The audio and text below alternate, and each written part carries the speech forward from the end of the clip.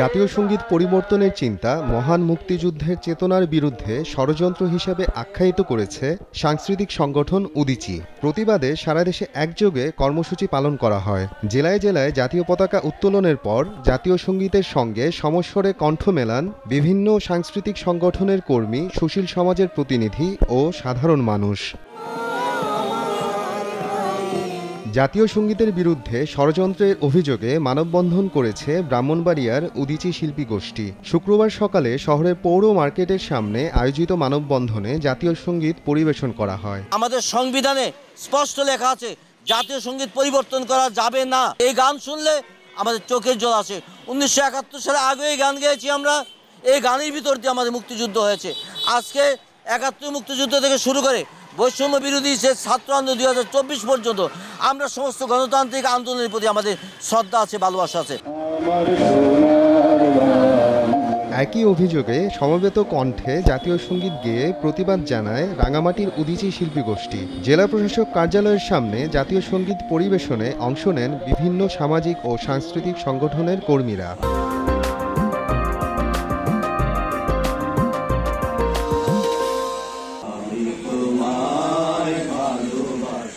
জাতীয় সঙ্গীত নিয়ে ষড়যন্ত্রে রুখে দাঁড়াও, পথে নামো, কণ্ঠে ধরো স্লোগানে পটুয়াখালী প্রেস ক্লাব প্রাঙ্গণে সরব সংস্কৃতি কর্মীরা। পরে জাতীয় সঙ্গীত পরিবেশনে অংশ নেয় উদীচী, খেলাঘর, মুক্ত প্রাঙ্গণ সহ বিভিন্ন সাংস্কৃতিক সংগঠন। জাতীয় সঙ্গীত, আমাদের পতাকা, লাল সবুজের পতাকা এবং সংবিধানের মৌলিক বিষয়গুলোকেও হাত দেওয়ার স্পর্ধা দেখাচ্ছে। আমরা তার তীব্র প্রতিবাদ করি। আপনারা যারা যে যেখানে আছেন, এই ধরনের ষড়যন্ত্র যারা করছে তাদেরকে রুখে দেওয়ার জন্য আপনাদের সকলের প্রতি আহ্বান জানাচ্ছি। প্রতিবাদ কর্মসূচি পালন করেছে উদীচী গাইবান্ধা জেলা সংসদ। শহরের পৌর শহীদ মিনারে জাতীয় সঙ্গীত পরিবেশনের মাধ্যমে করা হয় প্রতিবাদ কর্মসূচি। জাতীয় পতাকা উত্তোলন ও জাতীয় সঙ্গীত পরিবেশনের মাধ্যমে প্রতিবাদ জানান দিনাজপুরের উদীচী শিল্পী গোষ্ঠী সহ সামাজিক সাংস্কৃতিক অঙ্গনের শিল্পী কর্মীরা। আমরা চাই যে আমাদের কথা বলার অধিকার থাক, বৈষম্য থাকবে না, আমরাও চাই। কিন্তু এইটার অর্থই না যে কোনো সময়ে যে যা চাইবে সেটাই হবে।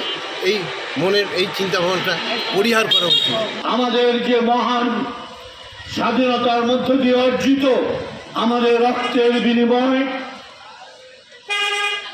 প্রাণের পতাকা, জাতীয় পতাকা এবং আমাদের প্রাণের জাতীয় সঙ্গীত আমার সোনার বাংলা, এটি পরিবর্তনের যারা আকাঙ্ক্ষা করেন, স্বপ্ন রাখেন, তাদের আমরা হুঁশিয়ার করে দিই।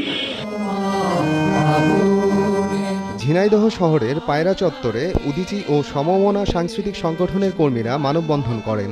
জাতীয় সঙ্গীত পরিবর্তনের মন্তব্যের প্রতিবাদে জাতীয় পতাকা উত্তোলন ও জাতীয় সঙ্গীত পরিবেশন করা হয়।